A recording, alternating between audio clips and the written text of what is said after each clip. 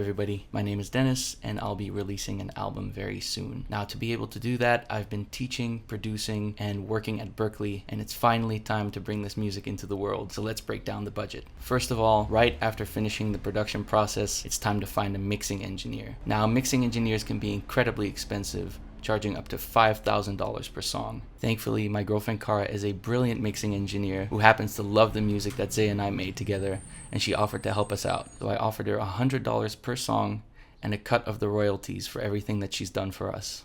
Now, next up is mastering. A typical mastering engineer will ask for about $500 to $1,000 per album, depending on the tracks and the experience of the engineer. I personally paid $60 per song, which ended up being $600 in total. So far, we're $1,600 down. Now, last up in the audio stage is distribution. I chose to go with CD Baby because I had past releases with them and they've never given me any trouble. They've got two options for releasing music. The first is standard distribution, and the second one is the CD Baby Boost. I chose to go for the Boost option because it gives you more royalty options and gives you royalties for songwriters as well. Unfortunately, I also had to get CD Baby Priority.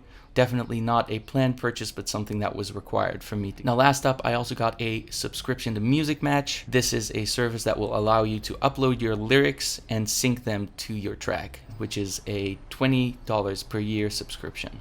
So in total, this stage came in at just under $2,000. Next up is album art. Now, for the album, I chose to release 3 singles. I wanted to make sure that they all had their individual album art when featured on Spotify. I made some mock-up art ideas. Now, Fiverr is a great service to find artists for a reasonable price, and in total, for 2 hand-painted paintings and 1 digital artwork, I ended up paying just around $500. Now, after that, we've got merchandise.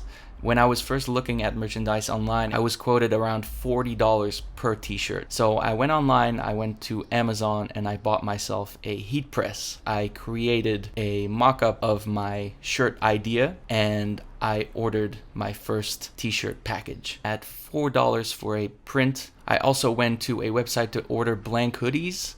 These come in at around $14 a piece, so you end up paying around $18 for the materials and then the vinyl press on top. Now, in total, I spent about $900 so far, and we'll see how that goes. Now, last up is marketing, and since I'm still working on this part, I'm not going to show you the numbers, but I am going to tell you what I'm working on and which services I'll be using. One of the things that I want to try out is Groover, Submit Hub, Instagram ads, and many other things. In the end, I'm going to break down exactly what I paid and how much those services got me. So don't forget to follow or subscribe to keep up to date with everything that we're doing. See you soon.